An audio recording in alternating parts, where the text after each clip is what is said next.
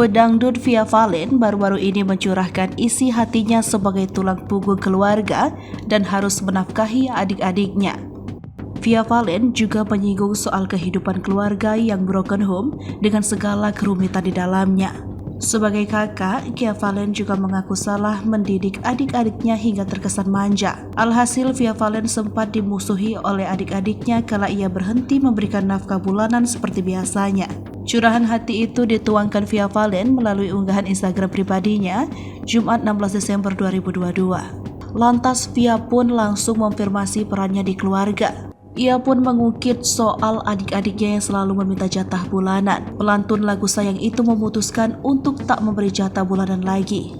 Bukan tanpa alasan, menurut Via adik-adiknya jadi malas bekerja gara-gara jatah bulanan tersebut. Namun hal tersebut menimbulkan masalah baru. Kini ia dimusuhi oleh adik-adiknya itu gara-gara menyetop jatah bulanan. Banyak yang memberikan komentar dalam unggahan Via Valen itu dan memberikan dukungan kepada sang pedangdut. Ramai yang membela Via Valen sebab apa yang ia lakukan dinilai sudah baik demi masa depan adik-adiknya.